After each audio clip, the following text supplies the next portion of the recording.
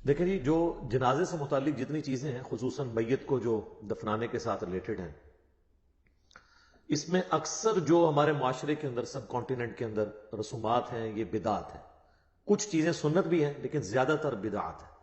یہ جتنی باتیں آپ نے گنوائی، ان میں اکا دکا چیز تو آپ سنت کہہ سکتے ہیں، باقی اس سے بھی بڑھ کر لوگ تو کفنی لکھتے ہیں باقاعدہ، یعنی وہ کئی بار ہمارے پاس بھی لوگوں نے بھیجا ہے کہ جی آپ اس کے اوپر ذرا کلمہ لکھتے ہیں، فزیکلی کلمہ کفن کے اوپر لکھواتے ہیں۔ جو سمجھدار ہیں وہ کہتے ہیں نہیں جی فزیکلی نہ لکھیں، بس ہاتھ کے اشارے سے لکھتے ہیں، اور کلمہ لکھوانے کے لیے علماء کے پاس بھیجتے ہیں۔ آپ مسلمانوں کا لیول دیکھ لیں، وہ کلمہ بھی ٹائپ نہیں کر سکتے اس کے اوپر، ہینڈ رائٹنگ کے طور پر۔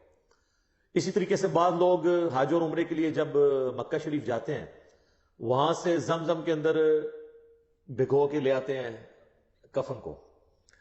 بعض لوگ مدینہ شریف کی مٹی لے آتے ہیں کہ ساتھ کفن میں رکھ دیں گے۔ عہد نامہ، بعض لوگ، اب وہ عہد نامہ تو خود ہی کوئی ثابت نہیں ہے، اس کو رکھتے ہیں قبر کے اندر اور کہتے ہیں اس کی برکت سے کچھ ہو جائے گا۔ میرے بھائی، اس سے کچھ نہیں ہونا۔ صحیح بخاری اور صحیح مسلم کی متفق علیہ حدیث ہے کہ اللہ کے محبوب صلی اللہ علیہ وآلہ وسلم نے فرمایا، انسان کے 3 دوست ہیں، قبر میں صرف ایک ہی ساتھ جاتا ہے اور وہ اس کے اعمال ہیں۔ 2 دوست باہر ہی رہ جاتے ہیں، اس کا مال اور اس کے رشتہ دار، یہ قبر سے باہر رہتے ہیں۔ لہٰذا یہ قبر میں تو ان چیزوں سے کوئی نفع ہونے والا نہیں۔ جہاں تک پھول ڈالنے کا تعلق ہے، تو پھول کی تو اصل کوئی موجود نہیں ہے۔ اس کو جس حدیث پر قیاس کیا جاتا ہے نا، وہ بھی بہت دور کا قیاس ہے۔ وہ حدیث صحیح بخاری اور صحیح مسلم دونوں کے اندر موجود ہے کہ اللہ کے محبوب صلی اللہ علیہ وآلہ وسلم ایک جگہ سے گزر رہے تھے تو آپ رک گئے اور آپ نے فرمایا کہ ان 2 قبر والوں کو عذاب ہو رہا ہے۔ یعنی اللہ تعالیٰ نے اپنے نبی علیہ السلام کو وہ خیبی خبر دے دی، دکھا دیا، اور فرمایا کہ کسی بہت بڑی بظاہر وجہ سے نہیں، ایک شخص جو ہے وہ چغلی کھاتا تھا اور دوسرا پیشاب کے چھینٹوں سے نہیں بچتا تھا۔ پھر نبی صلی اللہ علیہ وآلہ وسلم نے اپنے مبارک ہاتھوں سے ایک درخت کی ٹہنی توڑی اور اس کے 2 ٹکڑے کر کے دونوں قبروں پر ایک ایک ٹکڑا لگا دیا، اور فرمایا کہ جب تک یہ ہری رہیں گی، یعنی یہ بریکٹ میں جو اگلے الفاظ ہیں، یعنی وہ لوگ کہتے ہیں تسبیح کرتی رہیں گی، یہ بریکٹ میں ہوتے ہیں، اصل میں الفاظ ہیں کہ جب تک یہ سرسبز رہیں گی ان کے عذاب میں تخفیف ہوگی۔ اب اس حدیث کے تحت بعض لوگ یہ کہتے ہیں کہ چونکہ ہری جو ٹہنیاں ہیں وہ زندگی کی علامت ہے، اور وہ زندہ چیز جب اللہ کا ذکر کرے گی تو اس کی برکت سے قبر والے کو نفع پہنچے گا۔ اب یہ سب کچھ ایکسپلینیشن ہے، اس حدیث میں یہ الفاظ نہیں ہے، اور اس ایکسپلینیشن کے ساتھ آپ اختلاف بھی کر سکتے ہیں۔ اس کی وجہ یہ ہے کہ چیز کوئی ہری ہو یا سوکھ جائے، دونوں حالتوں میں اللہ کا ذکر کرتی ہے۔ سورہ بنی اسرائیل میں آیا نا کہ کوئی ایسی چیز نہیں ہے جو اللہ کی حمد کے ساتھ اس کی تسبیح نہ کرتی ہو، مگر یہ کہ تم اس کی تسبیحات کو سمجھ نہیں سکتے۔ سورۃ الرعد میں آیا کہ یہ جو بجلی گرجتی ہے، الرعد، یہ بھی اللہ کا ذکر کرتی ہے۔ صحیح بخاری کے اندر موجود ہے، حضرت عبداللہ ابن مسعود کہتے ہیں کہ بعض اوقات ہم اللہ کے محبوب صلی اللہ علیہ وآلہ وسلم کے ساتھ کھانا کھا رہے ہوتے تھے تو وہ جو لقمہ ہم اٹھاتے تھے، ہم اس کی تسبیح کی آواز بھی سنتے تھے، یعنی حضور علیہ السلام کی موجودگی کی برکت سے یہ معجزہ عام لوگوں پہ بھی ظاہر ہو جاتا تھا، وہ اسے آبزرو کر لیتے تھے۔ تو کوئی خشک چیز ہو یا کوئی تر ہو، ہر چیز اللہ کا ذکر کرتی ہے۔ بعض محدثین کا یہ موقف ہے کہ یہ حضور کے ہاتھوں کی برکت ہے کہ آپ علیہ السلام نے اپنے مبارک ہاتھوں سے وہ ٹہنیاں لگائیں اور اس کی وجہ سے ان کے عذاب میں تخفیف ہو رہی ہے، تو یہ بات زیادہ وزنی لگتی ہے۔ بہرحال اس سے اصل ثابت ہو گئی کہ آپ ٹہنی لگا سکتے ہیں۔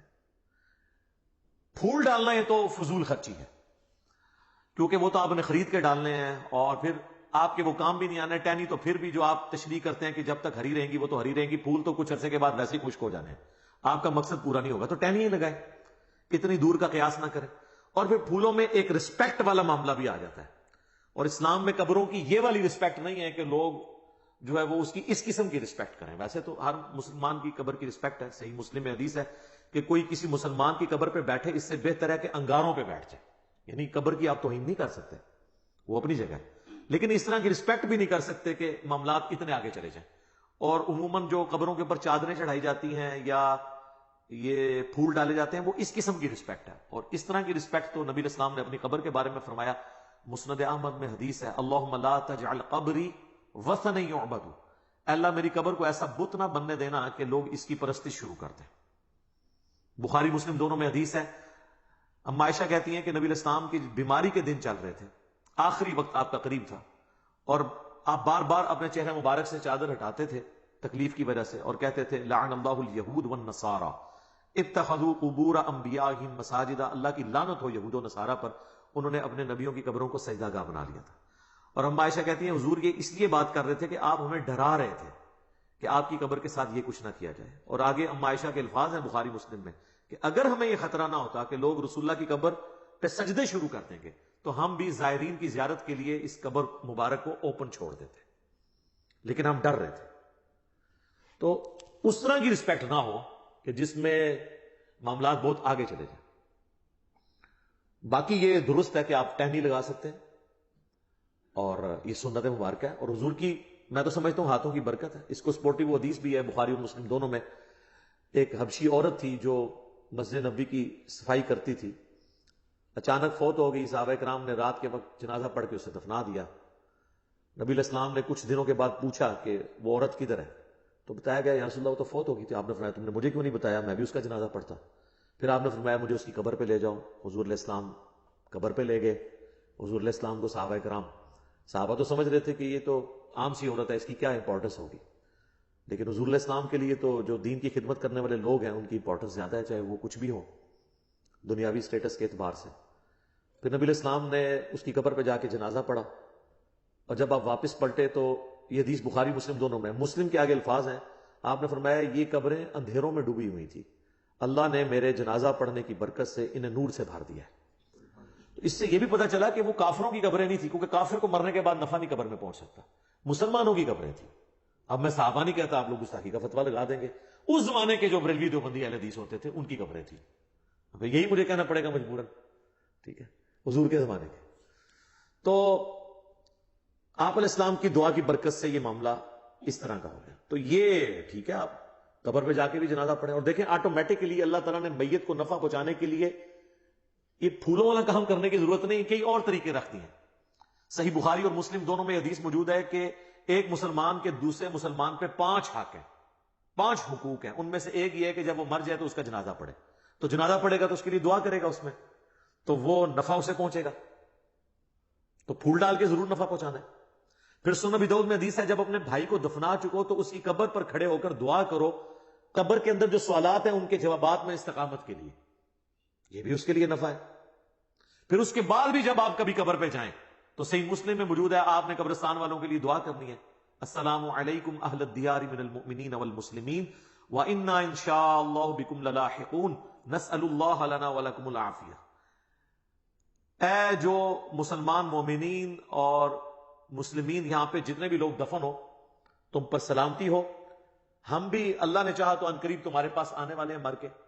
ہم اللہ کے حضور تمہارے لیے اور اپنے لیے عافیت کا سوال کرتے ہیں. تو یہ دعا کا بھی نفع ہے. وہ آپ نے قبرستان جب بھی جانا ہے دعا کرنا تو وہ بھی نفع اس کو پہنچ رہا ہے. اس کے علاوہ کچھ رسومات ہیں وہ بھی صحیح ہیں, جس طرح صحیح مسلم میں حدیث ہے کہ حضرت عمر بن عاص کی جب موت کا وقت قریب آیا, تو بڑی لمبی وہ حدیث ہے اور یوٹیوب پہ میرا کلپ بھی ہے, عمر بن عاص کی موت, تو اس میں وہ کافی دردناک حدیث ہے.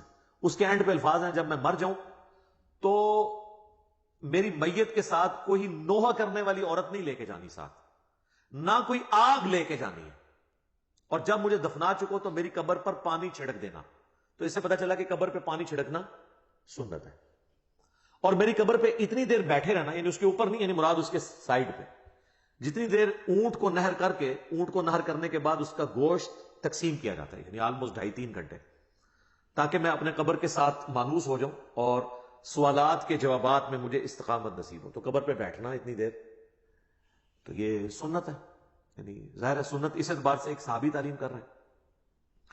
تو پانی کا چھڑکاؤ کرنا بھی سنت ہو گیا, جنازے کی دعا بھی سنت ہو گئی, قبرستان کی دعا بھی سنت ہو گئی. اور سورۃ الحشر میں تو اللہ تعالیٰ نے کیٹاگوریکلی فرمایا ربنا اغفر لنا ولاخواننا الذین سبقونا بالایمان. اہل ایمان کی نشانی ہے کہ وہ اپنے سے اگلے جو لوگ گزر چکے, مر چکے, ان کے لیے دعا کرتے ہیں.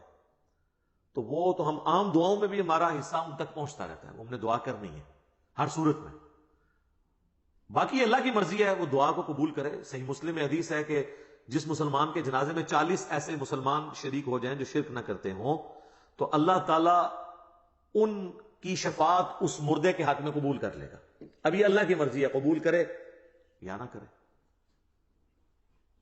بخاری مسلم دونوں میں حدیث ہے کہ عبداللہ ابن ابی جب مرا ہے حضور علیہ السلام نے اپنا کرتا مبارک کفن کے طور پہ اسے دیا کیونکہ اس کا بیٹا صحابی تھا. نبی علیہ السلام کی اخلاقیات تھی.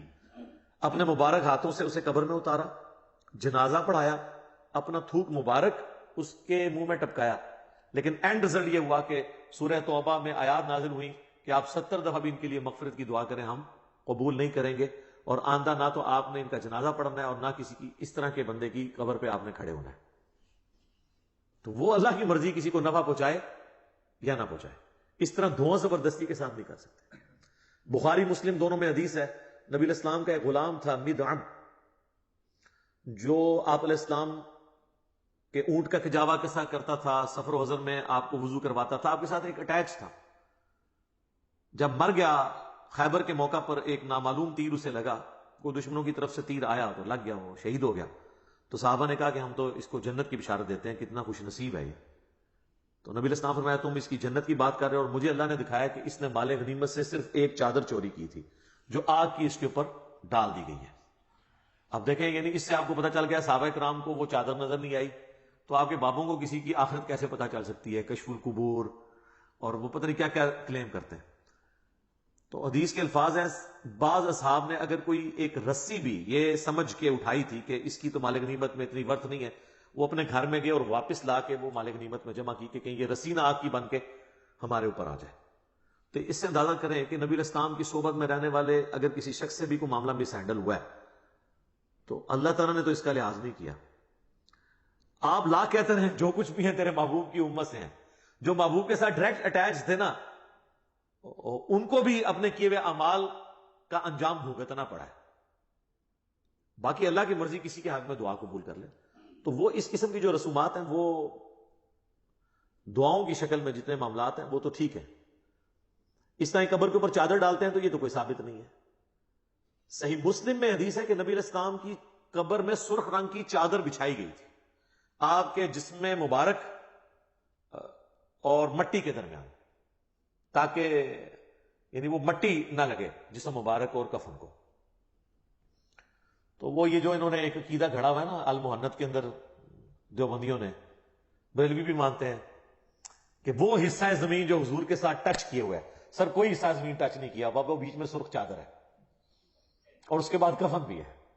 تو آندہ وہ کہا کریں کہ وہ سرخ چادر اور وہ سفید کفن جو حضور کے ساتھ ٹچ ہوا ہوا ہے اس کے بارے میں بھی کچھ چیز بنایا. ہم تو انجین نہیں کریں گے, میں اس پہ بھی ایک ڈیٹیل ویڈیو بناؤں گا کچھ عرصہ صبر کرنے کے بعد انشاءاللہ تعالی. جب انہیں دیا ہوا جو ایک اللہ کی طرف سے ایک سمجھ لیں زخم خشک ہونے لگے گا تو پھر دوبارہ سے ہم انشاءاللہ تعالی ان کے بزرگوں کے عقائد کی انجینئرنگ کریں گے قرآن و سنت کی روشنی میں.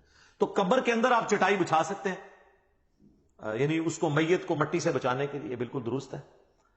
اور قبر کے اوپر پانی چھڑکنا مٹی کے بعد ڈالنے کے بعد یہ بالکل درست ہے. اور میرا خیال نہیں ہے کہ اس میں آپ کو کوئی عطر وغیرہ کی بوتل ضائع کرنے کی ضرورت ہے, اس لیول پہ جانے کی ضرورت نہیں ہے. پھولوں کا جہاں تک معاملہ ہے وہ تو کوئی اس طریقے سے ثابت نہیں ہے. اب وہ جس طریقے سے قیاس کر رہے ہیں تو وہ پھر قیاس ملٹی پلائی ہوتا جائے گا, اور مجھے اس کی کوئی لاجک سمجھ نہیں آتی کیونکہ اس میں فضول خرچی والا عنصر بھی اور قبر کی ایک ضرورت سے زیادہ تعظیم والا معاملہ بھی آ جاتا ہے جو اس میں فٹ ان نہیں بیٹھتا. خصوصاً ہمارے معاشرے کے اندر تو آپ کو پتا ہے کہ یعنی 10 چیزیں ہوتی ہیں تو ایک بندہ آ کے صفر لگا کے اسے 100 بناتا ہے, ایک اور آ کے اسے 1000 بناتا ہے, اور ایک نہ ختم ہونے والا ایک سلسلہ شروع ہو جاتا ہے. یہاں ہم یہ رسک نہیں لے سکتے کہ لوگوں کو اپنے اپنے معاملات کرنے کی اجازت دیں. یہاں تو لوگ قبروں پہ اذانیں دے رہے ہیں, یعنی اگر قبر پہ اذان ہوتی تو نماز جنازہ سے پہلے اذان ہو جاتی نا, وہ تو نماز تھی اس سے پہلے اذان نہیں ہوتی. جب نماز جنازہ سے پہلے اذان نہیں ہے تو قبر کے اوپر اذان کہاں سے؟ پھر میت کے ساتھ جاتے ہوئے وہ لا الہ الا اللہ اونچی آواز میں پڑھتے ہیں. آپ اگر کہہ دیں کہ یہ ثابت کیوں کہتے ہیں, آپ کلمے کو نہیں مانتے. ٹھیک ہے, آپ دیکھیں کہ کس کس قسم کی چیزیں ساتھ جوڑیں گی. بھئی اگر اسی چیز کے طریقے سے چیزوں کو منوانا ہے تو پھر کل کو ہم کہیں گے کہ آپ جنازے کی اذان اور عید کی اذان شروع کریں تو یہ کہیں گے نبی علیہ السلام نے نہیں دی ہے, ثابت نہیں ہے. تو آپ کہیں پھر ہم ان کو پھر یہ کہیں گے کہ پھر آپ تو اذان کو ہی نہیں مانتے. تو یہ کیا کہیں گے کہ ہم مانتے ہیں لیکن جدھر ہے وہاں مانتے ہیں نا. تو سر ہم بھی وہیں پہ اذان مانتے ہیں جہاں پہ ہے. اور پھر بلکہ وہ انگلی رکھ کے، وہ فقہ حنفی کی کتابوں میں دیوبند اور بریلوی دونوں کے بزرگوں نے لکھا ہوا ہے کہ آپ انگلی رکھ کے تلقین کریں. وہ جو ڈاکٹر طارق غازی صاحب کی ویڈیو بھی آئی تھی کہ پڑھ بیٹا، طاہر بیٹا پڑھ. پھر وہ کہہ رہے ہیں کہ آپ لوگ دور ہو جائیں، بھی فرشتے آنے والے ہیں یہاں پہ. ٹھیک ہے نا جی. تو وہ بس اس طرح سے چیزیں لوگوں نے بنا دی ہیں. اب کیا کیا جائے؟ اس طریقے سے کسی کو کوئی نفع نہیں پہنچایا جا سکتا زبردستی دھونس کے ساتھ. میت کے لیے دعا کریں. صحیح مسلم میں حدیث ہے کہ مرے ہوئے شخص کو، میت کو صرف 3 چیزوں کا ثواب پہنچتا ہے. نمبر 1 صدقہ جاریہ، اس نے اپنی زندگی میں کوئی ایسا کام کیا جو بعد میں بھی جاری ہے. کسی نے کوئی مسجد میں پنکھا لگوا دیا، کوئی چٹائی بچھا دی، اور وہ بعد میں بھی لوگ اس سے نفع اٹھاتے ہیں. قرآن ترجمے والے رکھوا دیے مسجد کے اندر. دوسرا فرمایا علم کی بات، جیسے امام بخاری نے صحیح بخاری لکھی، امام مسلم نے صحیح مسلم. قیامت تک لوگ اس علم سے نفع حاصل کریں گے تو امام بخاری امام مسلم کو آٹومیٹکلی ثواب مل رہا ہے. اور تیسرا فرمایا نیک اولاد جو اس کے لیے دعا کرتی ہے اس کا بھی ثواب ملے گا. صدقہ اور خیرات کا بھی ثواب ملتا ہے. اس میں صحیح میں حدیثیں ہیں. پورا ایک ٹاپک ہے. میں نے اس کو پر ایک ڈیٹیل لیکچر ریکارڈ کروا دیا. ایصال ثواب کے 10 طریقے، جس میں نے بتایا کہ اس طریقے سے آپ میت کو نفع پہنچا سکتے ہیں. اس میں میرے بھائی یہ پھولوں والا معاملہ کہیں پہ نہیں آتا. اس کے ساتھ جتنی جڑی ہوئی چیزیں وہ جان بوجھ کے میں ڈسکس کر دیتا ہوں تاکہ معاشرے کے اندر جو بدعات ہے نا وہ کلیریفائی ہو جائے. ادروائز تو جس کا جو دل کرتا ہے نا وہ اس کے ساتھ. ابھی تو بلکہ ایک اگلی بدعت بھی شروع ہو چکی ہے. آپ تو میت گھر میں رکھی ہوتی ہے نا، وہاں پہ بھی لوگ اس کے گرد دائرہ بنا کے تو کلمہ پڑھنا شروع کر دیتے ہیں. اور بعض اوقات اس شخص کی میت کے اوپر کلمہ اور قرآن پڑھ رہے ہوتے ہیں جس نے پوری زندگی قرآن کھول کے خود نہیں دیکھا ہوتا. تو اللہ تعالیٰ کو آپ کے اس قرآن پڑھنے سے کیا انٹرسٹ ہوگا جس شخص نے اپنی زندگی میں قرآن کو سیریس نہیں لیا. باقی دعا کریں، اللہ سے امید رکھیں، حسن ظن رکھیں کہ اللہ تعالیٰ اس کے لیے کوئی عافیت والا معاملہ فرمائے گا. لیکن ہمارا کام ہے ان چیزوں کو ہائی لائٹ کریں تاکہ اگر کسی کی اصلاح کا کوئی پہلو نکلتا ہو تو نکل آئے. باقی دھونس زبردستی کے ساتھ تو ہم چیزوں کو بنوا نہیں سکتے. تو میں نے یہ ایک اوور آل ایک چیزیں کلیئر کر دی.